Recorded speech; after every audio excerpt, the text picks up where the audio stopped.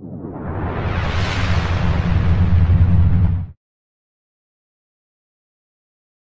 after my solo thing, I moved back home because I was actually a little bit frustrated with everything, and went back to doing what we did naturally growing up, just playing around the house and just playing for fun. And it was actually our dad that said, I don't understand why you guys just don't start a group together and play together, because you sound better, the three of you, than any of you sound by yourselves. So we were just like, kind of thought about that. I'm like, well, that's funny. We never really thought of that. We kind of just always played together for fun. Yeah, it never really seemed like an option. Never really seemed like you would be like, well, I guess that's a good idea. So I'd say that it was I think the thought had crossed our mind, but I think when our dad really said something about it, I think it really rang true with all of us. We kind of were like, yeah, I think he's right. And slowly we started writing more and more together, and somewhere along the line, we wrote a few songs that we kind of said, "Wow, we've developed our sound," and we're like, "Wow, that's it right there. That's what we've been." Yeah, it's called "We All Fall Down." And when we wrote that song, it was the first time we kind of said, "That's our direction right there." That was like 2 or 3 years ago. All the harmonies locked for the first time, and as soon as as soon as we heard it, we're like, "Wow, that's got something to it." So let's write another one. Almost this done. Far away from being done. The album's just got to be mixed. So all the vocals are down, all the instruments are down, guitars, pianos. Actually, there's one song that called "If I Run" that keeps putting a 30-piece orchestra on shortly, which will be very cool. So I'm excited to hear that. Yeah, we write a lot, and it is hard to narrow them down. But I think when it comes down to actually narrowing them down is when we, get in the studio with Keith. And then the song really truly is born, and you can tell by listening to it over and over and over if it's something you want to release to the world.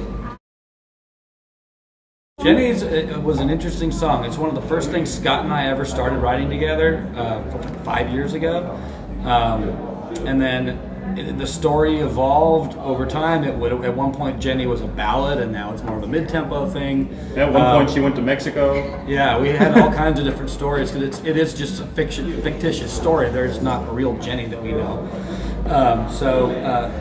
It's pretty cool to see how it's evolved over the years to become what it is now. And it's definitely not typical of what we usually do when we write. We usually write something that happens really fast, within an hour or so. It usually doesn't take 5 years to write a song. But Jenny is unique in that way. Jenny, will you run away with me? Hold me, girl, let's get away. And search back on the road. Mama, what you feel, remember what is real. It's you and me. No one can take this love away. Just tell me that you know. Jenny, will you run?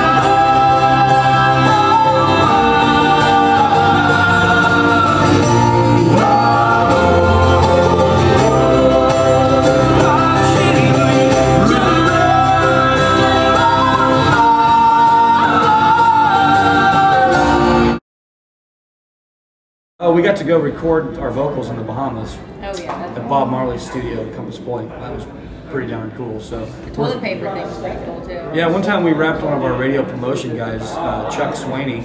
We wrapped his whole head in toilet paper. Well, and our heads. And our heads. And Yeah. then And then we went downstairs into the lobby. And got some snacks. And went to go get some snacks, and the lady at the front desk, it was like midnight. Are you okay? She goes, "Are you okay?" Oh yeah, we're She was fine. actually mad that we used all the toilet Yeah. paper. Yeah. We told her we brought it. Yeah, it's one plastic. I mean, You you can't gotta even use pick your nose. Yeah. It takes like 4 rolls to even cover your head. This is their fault for buying that cheap stuff. Yeah. Yeah, we only Yeah, dark in I it, guess but that only would've been been one easy. roll. Right. I've done the boobs. Can't lie. Yeah. That's happened.